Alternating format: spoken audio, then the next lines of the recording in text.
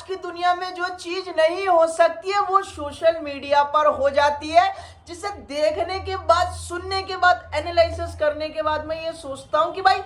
चल क्या रहा है, पागल वागल समझा है क्या, ऐसा कैसे हो सकता है। आज से 15 दिन पहले मैंने आप लोगों को एक अपडेट बताई थी कि दी राजा साहब पोस्टपोन हो सकती है और 9 जनवरी को उसे रिलीज कर सकते हैं, जिसके बाद एक और लफड़ा लोडिंग हो गया है ट्विटर के अंदर। उसी के बारे में बात करने वाले, इस क्लैश के बारे में बात करने वाले। लेकिन जितने भी फैंस देख रहे हैं, पहले वीडियो को लाइक करो, चैनल को सब्सक्राइब करो, क्योंकि ऐसी बैक टू बैक अपडेट मैं आप लोगों के साथ शेयर कर रहा हूं। इंडियन सिनेमा में इससे पहले ऐसा क्लैश नहीं हुआ जो कि अब 9 जनवरी को होने जा रहा है, क्योंकि अपडेट ऐसी निकल कर आ रही है कि दी राजा साहब 5 दिसंबर की जगह 9 जनवरी यानी कि पोंगल को रिलीज होने वाली है। जिसे सुनने के बाद मैं ये सोच रहा हूं कि अपडेट आ कहां से रही है, क्यों आ रही है, क्योंकि आज से 2 दिन पहले दी राजा साहब ने, भाई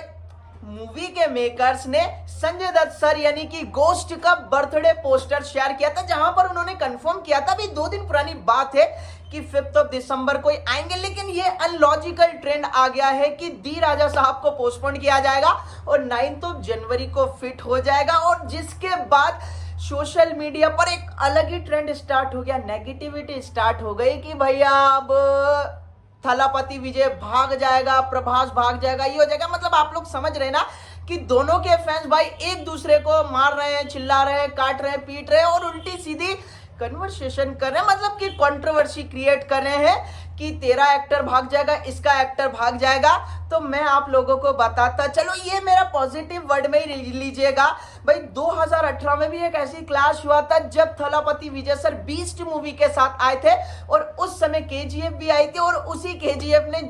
हीरो को जीरो बनाकर रख दिया था। तो आप खुद सोचो, जब वो रॉकिंग स्टार यश सर से नहीं डरे तो भाई प्रभास अन्ना सर से कैसे डर सकते हैं। मैं देखो, मैं यहाँ पर ऑनेस्ट आप लोगों के साथ शेयर कर रहा हूँ, honest point of view share कर रहा हूँ कि भाई देखो,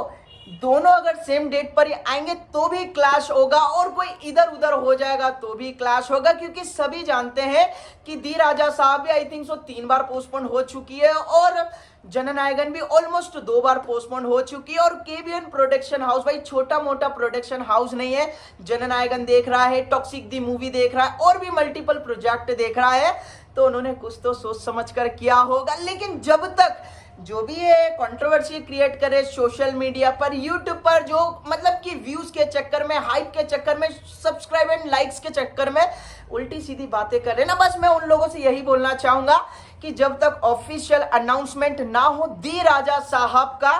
तब तक भाई इस चीज पर ट्रस्ट मत कीजिएगा, भरोसा मत कीजिएगा, क्योंकि इन क्रिटिक्सों का भरोसा ऐसा होता है जैसे कि लोग,